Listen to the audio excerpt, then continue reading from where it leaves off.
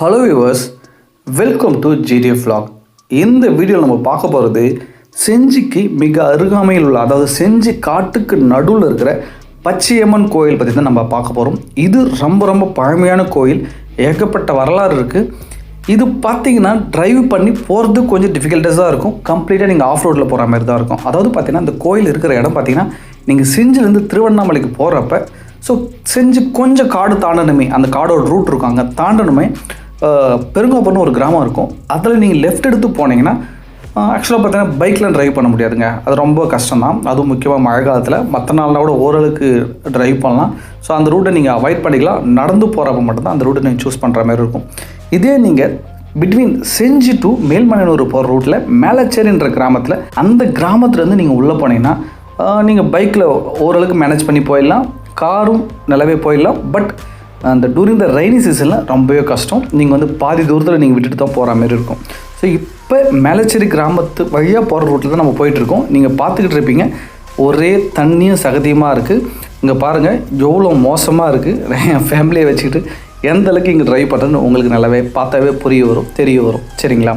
So இந்த கோயில் வந்து நிறைய பேருக்கு குலதெய்வம் கோயிலுன்றதால ஆடி மாதம் கம்பல்சரி விசிட் பண்ண பார்ப்பாங்க. நான் வந்து 2 months ஒன்ஸ் அடிக்கடிக்கு இந்த காட்டுக்குள்ளே போயிட்டு வருவேன். பட் பைக்கில் தான் நான் ட்ராவல் பண்ணுவோம்.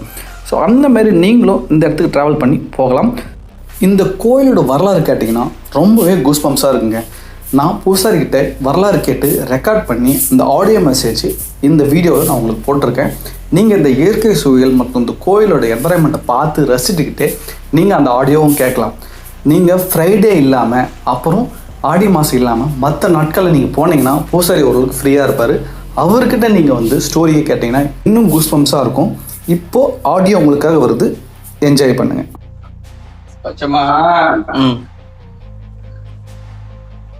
ஆதி ஒரு காலப்பதில் திருமுல்லை நகரிலே ஆவலாய் பச்சன. ஆதி ஒரு காலத்தில் திருமுல்லை வாயில் அது ஒரு வனம். அந்த வனத்துல வந்து பச்சைமா காடா இருந்தது. இப்ப அங்க இருந்து திருவண்ணாமலைக்கு நடந்தே வந்துதான் உட்கார்ந்த இடம் வந்து முழுக்கப்பட்டு வாழைப்பந்தல். அந்த கோயில் அந்த பச்சைமா அப்படி வந்து மலைமலை தவமனம் போட்டு காஞ்சிபுரத்துல இருந்து வந்து உட்கார்ந்தவங்க தான் அந்த அம்மா. காமாட்சியும் மீனாட்சியும் சேர்ந்த ஒரு உருவம் தான் பச்சையம்மன். இந்த கையில கிளியும், இந்த கையில தாமரை புட்டு. இந்த கிளி இப்படி பிடிச்சா ஆண்டாளு, அந்த கை என்ன பிடிச்சா மீனாட்சி, ஆண்டை பிடிச்சா ஆண்டாளு. எனக்கு வரும் என்னன்னா, இந்த அம்மா உட்காந்து தவம் பண்றதுக்காக இடம் பார்த்து வந்த போது நாங்கள் காட்டில் உட்காந்து மக்களுக்கு நல்லது இடத்துக்கு என்னன்னு சொல்லி கொடுக்க வந்து உட்காந்துருக்காங்க குறி சொல்ல. அதுதான் சொல்லுவாங்க பழமொழி. குலதெய்வமான பச்சையம்மா எந்த குறையாலும் குலதெய்வம் தீர்த்து வருகின்ற முன்னோர்கள் செய்த பாவ வினைகள்லாம் அறுத்து அந்த குத்துல யார் மீதாவது அந்த அம்மா உட்காந்து அது மொழி சொல்லாது போவாது. அங்கும் பங்காளிக்கு நம்ம 10 வீட்டுக்கு சாங் உண்டாங்க. அந்த 10 பேர்ல ஒரு ஆள் மேலாவது ஆடி குறி சொல்ற பழக்கம் அந்த அம்மாவுக்கு உண்டு. அப்படி காஞ்சிபுரத்துல இருந்து உட்காந்து நடுக்காட்டுல தவம் இருக்கும்போது வீரபத்திரம்மன் ஆட்சி ஒரு ஆள் நடந்து வந்துதான். அந்த வீரபத்திர காட்சி ஆள் நடக்கும்போது 4 திசைக்கும் 4 மன்னர் அமைச்சர் விட்டாராம். நாடு நிலவரங்கள் எப்படி இருக்குது, மக்கள் நல்லா இருக்கிறாங்களா, சந்தோஷமா இருக்கிறாங்களா, எந்த குறையில்லாம இருக்காங்களான்னு பார்க்க சொல்லி அமைச்சாங்களாம். அப்படி அனுப்பும்போது இந்த இடத்துல ஒரு கூட்டமாக இருக்கிறான்.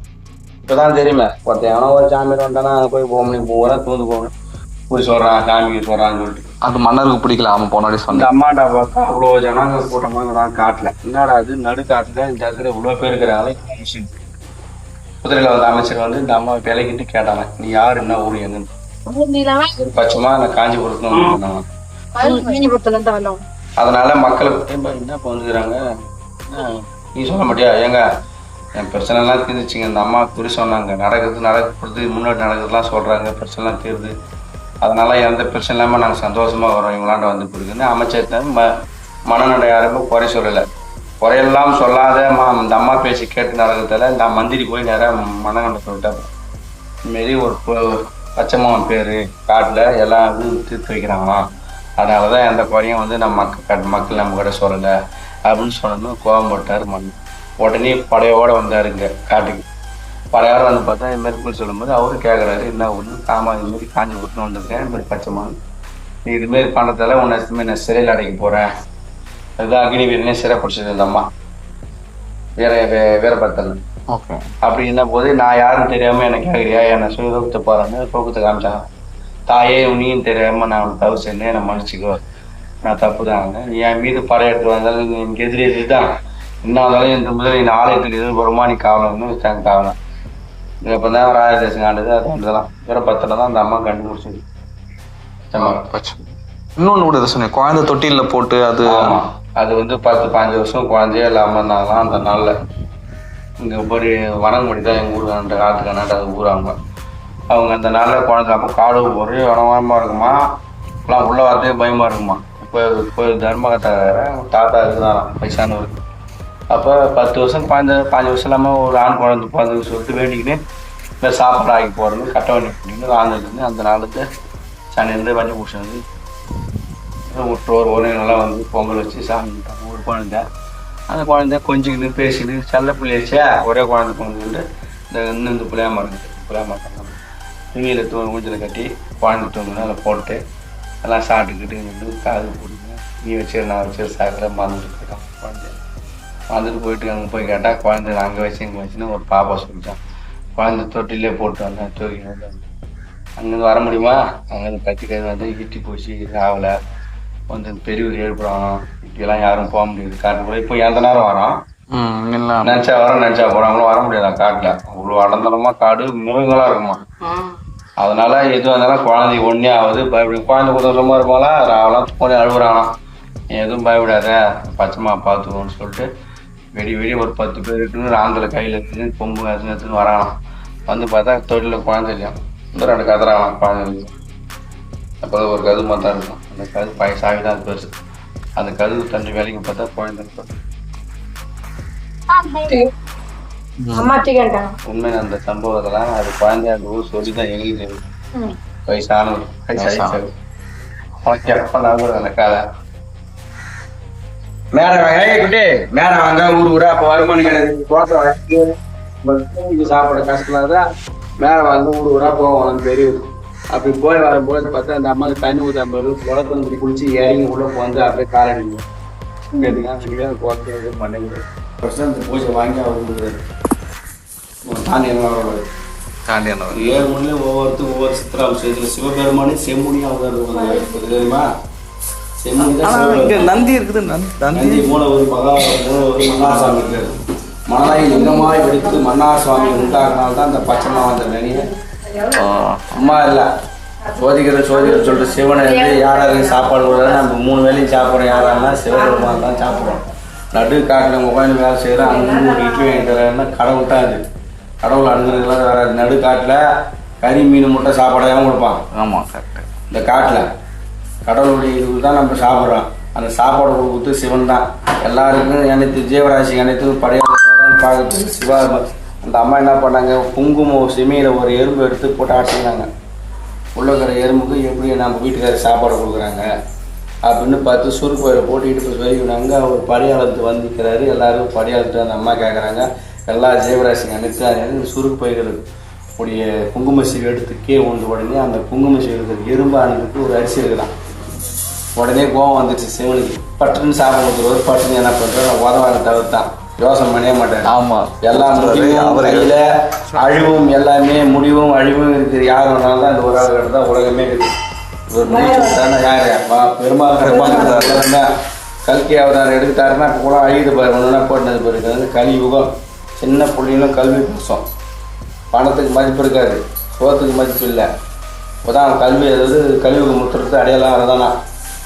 பணத்தை எனக்கு இப்போ அந்த பசங்க கையில் 1000 இருக்கும். இப்போ ஒரு ரூபாய்க்கெல்லாம் எத்தனை பேர். ஆமாம் கஷ்டம். சின்ன பசங்களாம் 1000 வச்சுருப்பாங்க. இப்போ பணத்துக்கே மதிப்பு இல்லை. அதுமாரி யாரும் மதிக்க மாட்டாங்க. யாரும் மதிக்கிட்டு கிடையாது. நீ பேச நான் தான் பேசு. 1 ரூபா வச்சுனா அவன் தான் பேசுவேன். அன்றைக்கி பெரியவங்க வராங்கன்னா தென்னை விட்டுக்கே இறங்கணும். இப்போ அவன் போய் நான் மதிக்கிட்டாங்க இறங்கணும்ட்டான். அப்படி இருக்கும்போது இந்த அம்மா என்ன பண்ணாங்க, சிவபெருமானும் கோவம் வந்துருச்சு. என்னடா இது நம்ம இப்படிலாம் நம்ம சோதிக்கிறாருன்னு அந்த அம்மா என்ன பண்ண சிவபெருமான் சாப்பிட்டு விட்டுட்டாரு.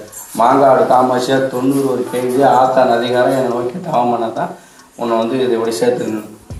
இந்த அம்மா தான் என்ன பண்ணாங்க, ஆற்று நதி ஓரம் உட்காந்து மாங்காடு காமாட்சி 90 வயது கேள்வியாக அவதாரம் எடுத்து அந்த மணலை லிங்கமாக பிடித்து மன்னார் சாமி உருவெடுத்து லிங்கத்தை பிடிச்சி தவம் பண்ணுறாங்க ஆத்தா. அப்படி ஆற்றுல தவம் பண்ணும்போது என்ன பண்ணார், இப்படிலாம் தவம் பண்ணி நம்மளை வந்து இது பண்ணி நம்ம கூட ஒன்றா வந்துட சொல்லிட்டு அந்த லிங்கத்தை கரைக்கணும்னு ஐடியா பண்ணி சிறையில் இருக்கிற கங்கா தேவியை எழுப்பி விட்டார். கங்கையை இறக்கி லிங்கத்தை கரைக்கணும். 6 இருக்காரு தண்ணி முடிச்சார். மணலாச்சு நான் ஆகிடும். லிங்கம் கரைஞ்சிருந்தேன். தவம் பண்ணும்போது பின்னாடி உட்காந்த போத கணக்கில் தாயே ஆறு இருகாரியும் தண்ணி வருது, நீ லிங்கத்தை பிடிச்சி தான் கரைஞ்சோம், அந்த லிங்கத்தை கட்டி அணைத்துக்கா, லிங்கம் கரையாதுன்னு. அந்த அம்மா என்ன பண்ணாங்க, லிங்கத்தை கட்டி அணைச்சாங்க. பச்சை துப்பை சேர்த்து அணைச்சி பிடிச்சாதான் பச்சையம்மன் பேர். லிங்கமுடைய மேலே பெண்ணுடைய மார்பானது லிங்கத்தில் படுறதுல பெண்மையாகிறது கருநிறமாக மாறிடுச்சு. அப்படியே உடனே தோன்றி என்னை பச்சத்தோடு சேர்த்து என்னை அணைச்சதால் நீங்கள் பச்சையம்மனாகவும் அழ வேண்டும். இந்த காடு வனவாசம் வரப்பிட தலைகாணி வாழ்க்காடு பஞ்சமந்த காட்டில் ஏரிக்கரை மலை அங்கே தான் இருக்குது சாமி. ஹலோ ஃப்ரெண்ட்ஸ், இந்த ஆடியோ அதாவது இந்த ஹிஸ்ட்ரி, இந்த வரலாறு உங்களுக்கு கூஸ்பம்ஸாக இருக்குன்னு நான் நம்புகிறேன். அதாவது நல்லாவே புல்லரிப்பாக நல்ல ஒரு எமோஷ்னலாக சூப்பராக இருந்திருக்குன்னு நான் நம்புகிறேன். ஸோ நீங்களும் இந்த கோயிலை விசிட் பண்ணால் தாராளமாக எல்லா நாளுமே இந்த கோயில் திறந்திருக்கும். பட் அதாவது கொஞ்சம் சீசன் பார்த்து அன்கண்டிஷனலாக இருக்கும் பார்த்தீங்களா, ரொம்ப ரெய்னி, ரொம்ப கொஞ்சம் கஷ்டமான சூழ்நிலைலாம் இருக்கும்போது அப்போ பூசாரி வந்து பூஜை பண்ணுறது கொஞ்சம் கஷ்டமான விஷயம். நீங்கள் தாராளமாக பூசாரியை கான்டாக்ட் பண்ணி அவர்கிட்ட பேசிவிட்டு நீங்கள் 2 பேரும் சிங்க் பண்ணிவிட்டு எந்த நாள் உங்களுக்கு உகந்த நாளோ அந்த நாளில் போயிட்டு நீங்கள் பூஜை பண்ணலாம். ஸோ ஃப்ரீயாக இருக்கிறப்ப அவர்கிட்ட நீங்கள் இந்த ஸ்டோரியும் கேட்கலாம். நிறைய கிளை கதைகளும் இருக்குது, செம சூப்பராகவும் இருக்கும், அவர்கிட்ட நீங்கள் கேட்கலாம். ஸோ பூசாரி நம்பர் வேணும்னா என் இன்ஸ்டாகிராம் பேஜில் வந்து என் சேட் பண்ணுங்கள், நான் அங்கே கொடுக்குறேன். அவர் வந்து டைரெக்டாக பப்ளிஷ் பண்ண வேணாம்னு சொல்லிட்டாரு. ஓகே, இந்த வீடியோ உங்களுக்கு பிடிச்சிருந்துன்னா லைக் பண்ணுங்கள், கமெண்ட் பண்ணுங்கள். எனக்கு தெரிஞ்சு உங்களில் நிறைய பேருக்கு இந்த பச்சையம்மன் கோயில் குலதெய்வமாக தான் இருக்கும். அவங்க மறக்காமல் கமெண்ட் பண்ணுங்கள். தேங்க்ஸ் ஃபார் வாட்சிங் வீடியோ. இந்த மாதிரி நெக்ஸ்ட் vlogல நம்ம சந்திக்கலாம்.